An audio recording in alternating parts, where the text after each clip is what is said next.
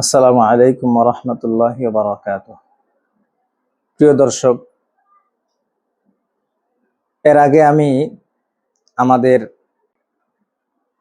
জাতীয় অবৈধ সন্তান এবং জাতীয় এনায়েতুল্লাহ আব্বাসী সাহেবের রুহানি অবৈধ সন্তান,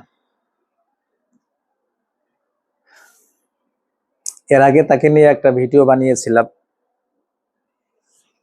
তো সেখানে আমি কয়েকটি কথা বলেছিলাম। প্রথম কথা বলেছিলাম যে সে হলো অবৈধ সন্তান এবং এনায়েতুল্লাহ আব্বাসী সাহেবের রুহানি অবৈধ সন্তান।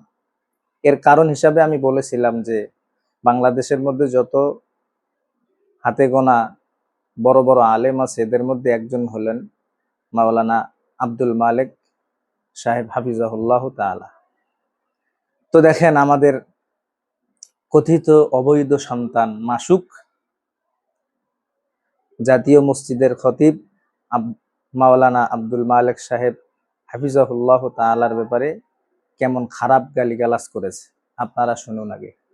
পর্যায়ে দায়িত্বে থাকা এক মৌলভী সাহেবকে আমি বলেছিলাম জাতীয় বুট্টা মৌলভী, রিক্সাওয়ালা, ফকিন্নির মতো লাগে।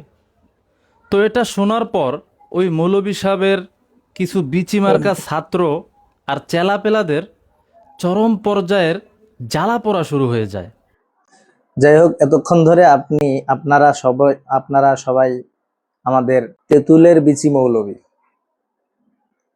তিতুলের বিচি মৌলভী, সে তো আমাদের বড় একজন জাতীয় মসজিদের খতিব, জাতীয় আলেম আব্দুল মালেক সাহেব হাফিজাহুল্লাহ তাআলার ব্যাপারে কত বড় খারাপ মন্তব্য, খারাপ গালিগালাজ করেছে।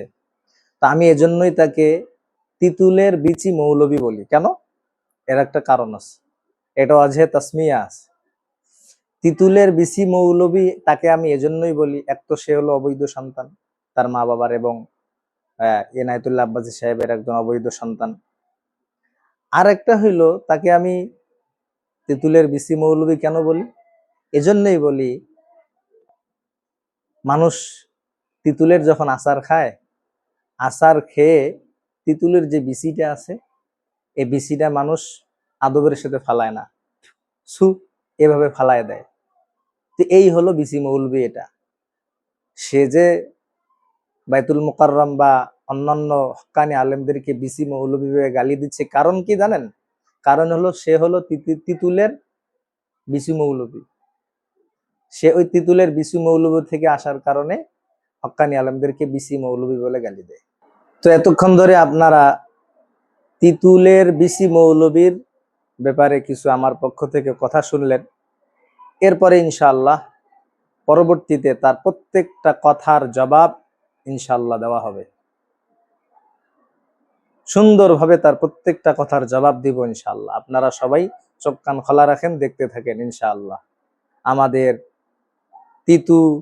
তিতুলের বিসি মৌলভী মাসুক অবৈধ সন্তান এনায়েতুল্লাহ আব্বাসী সাহেবের রুহানি অবৈধ সন্তান, যার কথার দ্বারাই বোঝা যায় সে তার কথার মাধ্যমে সে